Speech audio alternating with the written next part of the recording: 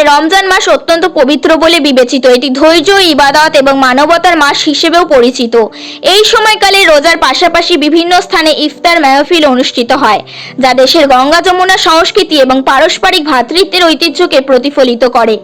এই প্রেক্ষাপটে কলকাতার রাজাবাজার এলাকায় একটি জাঁকজমকপূর্ণ ইফতার মাহফিল অনুষ্ঠিত হয়। কলকাতা কর্পোরেশনের 28 নম্বর ওয়ার্ডের পুরপিতা অয়ন চক্রবর্তীর উদ্যোগে সমগ্র ইফতারের আয়োজন করা হয়।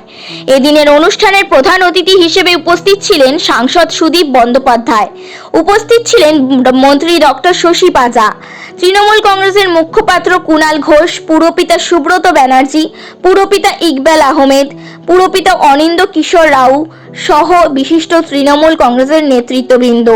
ইফতারের পাশাপাশি এই অনুষ্ঠানে পারস্পরিক ভ্রাতৃত্ব, ঐক্য এবং সামাজিক সম্প্রীতির বার্তাও পৌঁছে দেওয়া হয়েছিল। উপস্থিত অতিথিরা বলেন যে রমজান মাস আমাদের ধৈর্য, ত্যাগ এবং মানবতার শিক্ষা দেয় এবং এই ধরনের অনুষ্ঠান সমাজে পারস্পরিক ভালোবাসা এবং সম্প্রীতিকে শক্তিশালী করে।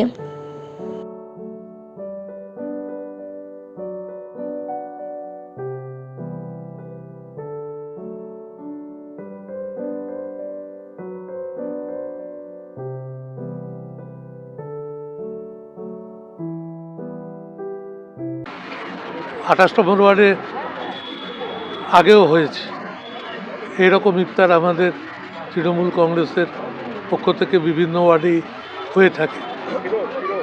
সংহতি, সম্প্রীতি এবং ঐক্যের যে বাতাবরণ, তো মমতা ব্যানার্জি যেভাবে পশ্চিমবাংলায় এটাকে উত্তীর্ণ করেছে, এর তো কোনো তুলনা নেই। তেমনি তুমি একইভাবে দিওয়ালি হোক, দশেরা হোক, গুরুদুয়ারার শিখদের প্রোগ্রাম হোক, ঈদ উৎসব হোক, একে অপরের সঙ্গে গলা জড়িয়ে থাকার যে দৃষ্টি, যে সংস্কৃতি, তা পশ্চিমবাংলার কাছে শিক্ষণীয়। এটা তারই একটা রিফ্লেকশন, প্রতিফলন। রাজনীতিতে প্রধানমন্ত্রীও আসেন যখন ভোট আসে, মুখ্যমন্ত্রী থাকেন 365 দিন। তা বাংলার মানুষ তার বিচার ভোট দেওয়ার দিন ব্যালট বাক্সে বুঝিয়ে দেবে। অনেকে বলছে 50 পর্যন্ত এরা পৌঁছবে কিনা। আমি বলছি 50-এরও আরও নিচে থাকবে বিজেপি। এর আগে সিপিএমের ভোট নিয়ে বিজেপি 77-এ পৌঁছে গেছে, এবার সিপিএম নিজে ভোট করছে। বিজেপির দুরবস্থা এবার খুবই বেশি হবে, সেটা ভোটের পরবর্তীকালে আমরা আবার দেখতে পাবো। 28 নম্বর ওয়ার্ড, মধ্য কলকাতায়, উত্তর কলকাতায়। এখানে বহু বছর ধরে আমরা এই পবিত্র রমজান মাসে ইফতার পার্টি হয়, দাওয়াতে ইফতার। তো এবার কাউন্সিলর অয়ন চক্রবর্তীর নেতৃত্বে এটা আয়োজন হয়েছে। বিশিষ্ট অতিথিরা ছিলেন honourable MP Sudip Bandyopadhyay, honourable minister doctor Shashi Panja থেকে শুরু করে এমআইসি স্বপন সমাদ্দার থেকে শুরু করে ওপাশে বড় চেয়ারপারসন অনিন্দ রাউত, তারপরে সাধনা বোস থেকে শুরু করে কৃষ্ণ প্রতাপ সিং এবং আমাদের যারা ইউথ লিডার্স, মৃত্যুঞ্জয় পাল, শক্তি প্রতাপ সিং এবং আরও সবাই, আইএনটিটিউসির আসপাক থেকে শুরু করে এখানে দিদিরা রয়েছেন, মানে সবাই মিলে, আমাদের শুধু ওয়ার্ড নয় তার চারপাশেরও সবাই। অলোক দাস এসেছিলেন, মানে দীর্ঘদিনের আমাদের তৃণমূল কংগ্রেসের অন্যতম এই এলাকার। তো সব মিলিয়ে আমাদের এখানে খুব সুন্দর করে হয়েছে, একটা সম্প্রীতির। আমরা পুজোও করি, আমরা মানে রমজানের সময় ঈদও করি, আমরা বড়দিনও করি। যার যার ধর্ম তার কাছে সেই ধর্মের পালন হবে। আবার যখন তার সামাজিক অনুষ্ঠান হবে তখন সেটা সকলের সঙ্গে মিলে একসঙ্গে। প্রিয়াল চৌধুরী এসেছিলেন, মোনালিসা, বাবলুদা, সুব্রত বন্দ্যোপাধ্যায় কাউন্সিলর, মানে সবাই, আরও সবাই যারা এসছেন, বিশিষ্ট মাননীয় অতিথি যারা, প্লাস আমাদের এলাকার সব মানুষ। আমরা এই ধারণাটাই রাখতে চাই যে ধর্ম যার যার, মাননীয় মুখ্যমন্ত্রীর যে স্লোগান, ধর্ম যার যার, উৎসব সবার। দেখুন, আজকে 28 নম্বর ওয়ার্ডে রাজাবাজার কাছেই অয়ন চক্রবর্তী কাউন্সিলর, এইখানে শ্রী সুদীপ বন্দ্যোপাধ্যায় উপস্থিত, শ্রী কুণাল ঘোষ উপস্থিত, আমরাও উপস্থিত, অনেকেই উপস্থিত। আমরা একসঙ্গে যারা রমজান মাস পালন করেন ভাইদের সঙ্গে আমরা এখানে একসঙ্গে ইফতার করলাম।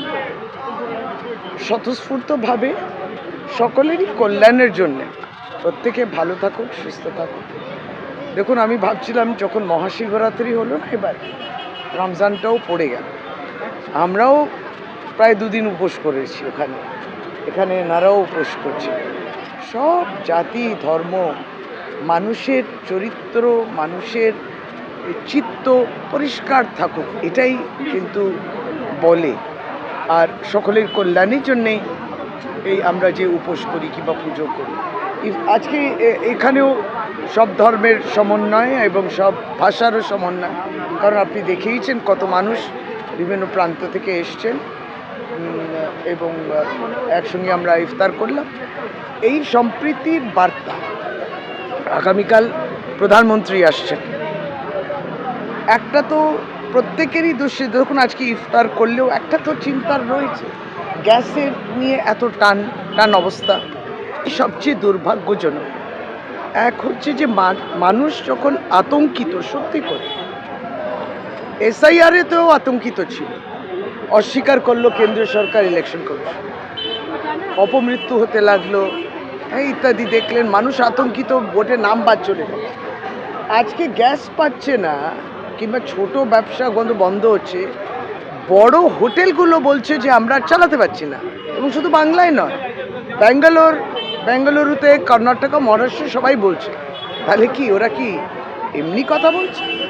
ফলে আতঙ্ক, মানে পরিস্থিতি সামাল দেয়া তো দূরের কথা, বিরোধীরা আতঙ্ক তৈরি করছেন, এই অপবাদটা বিরোধীদের ওপর দেওয়াটা অত্যন্ত দুঃখজনক। তাও আমরা ভাবলাম পার্লামেন্ট সেশনে আছে, কেন্দ্রীয় সরকার পক্ষ থেকে স্টেটমেন্ট পড়ুক। সেই স্টেটমেন্টটা গতকালকে নানান রকম আশ্বাস দেওয়া হয়েছে, কিন্তু এটাও ঠিক, ওই হরমুজ স্ট্রেট দিয়ে যে জাহাজটা আসছিল সেটাও আবার আক্রমণের মুখে পড়েছে। তো দেখিয়ে তো দিলেন, এই দেখো জাহাজ আসছে, তেল আসছে, সব কিছুই আসছে, কিন্তু সত্যি তো দেখা গেল আসল পরিস্থিতি।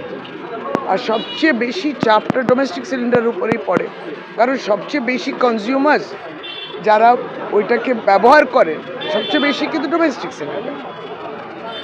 এই অবস্থাতে প্রত্যেকেরই একটা স্বাভাবিক একটা উত্তেজনা থাকে, তার মধ্যে উৎসবের একটি মরশুম, সামনে ভোট, প্রধানমন্ত্রী কালকে কলকাতায় আসবেন, বাংলা আসবেন, বাংলায় তারা এজেন্সি মারফত প্রচুর ফ্ল্যাগ লাগিয়েছে, টাকা পয়সা তো কোনো অসুবিধা নেই, কিন্তু মানুষ যে আসল কষ্ট পাচ্ছে, এই কষ্টটাকে অস্বীকার করাটা হচ্ছে সত্যি আমাদের মানে দুর্ভাগ্য।